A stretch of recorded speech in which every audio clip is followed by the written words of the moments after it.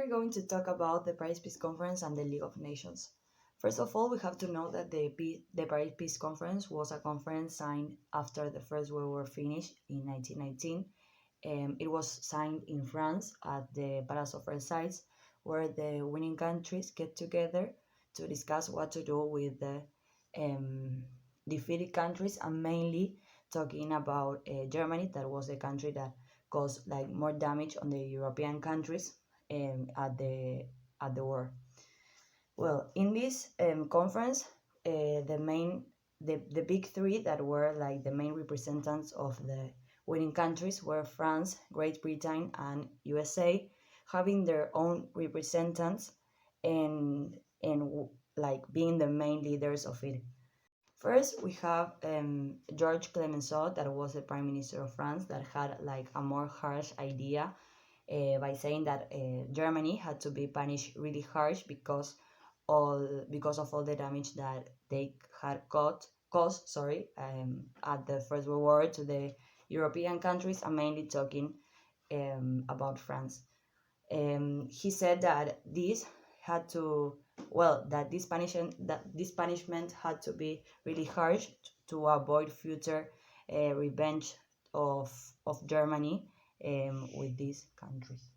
Then on the other side, we have Woodrow Wilson, that was considered an idealist person. It was the president of the USA that established an idea more peaceful and said that Germany had to be punished, but not really harsh, because as a consequence of this, Germany might take revenge at a future with these main countries. Wilson was the creator of the 14 points, where the point 14 was the creation of the League of Nations, where Germany wasn't going to be part because they were considered like a more violent country. Finally, we have David Lloyd George, that was the Prime Minister of Great Britain, that was like in the middle of Clemenceau and Wilson, where he considered that Germany had to be punished, but not like too harsh, because first they would take revenge, but like on the other side, they have to be punished at the sea theme, where Great Britain and Germany were like fighting between them um, to know like who was the master of the seas. The Treaty of Versailles was one of the treaties that marked the end of the First World War. This treaty consists of 5 main terms. First of all, there is a war guilt. This means that Germany had to accept the First World War started because of them, mainly. Secondly, there is the reparations. This means that the Allied forces demanded Germany to be in charge of all the economic costs of the war. Third, there is the repartition of German territories and colonies. This means that Germany and all the colonies around the world should be distributed equally between all the Allied forces. Fourth, the fourth term was the reduction of the German armed forces. This, as the word describes, the German forces needed to be reduced in huge numbers, and the fifth term was the creation of the League of Nations, also known today as the United Nations, which consists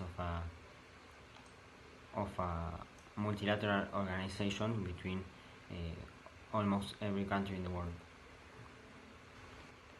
The Treaty of Versailles failed for many reasons. These reasons could be described mainly on the simple terms of the original conflict. The Treaty of Versailles put a ceasefire and end of the conflict.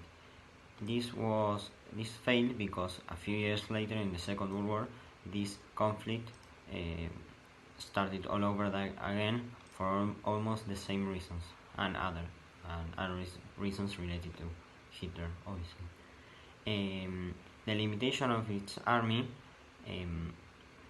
did not work. In fact, it occurred completely the opposite. The German army grew up in its size between the First World War and the Second World War. Also, but the third another reason why it failed because all the economic reparations and remedies were too expensive and in high amounts, and so the German Empire could not afford them. Also, the distribution of the totality of the empire was one of the reasons why it failed, because it was completely crazy, and the German Empire was not willing to give all his territories to the Allied forces.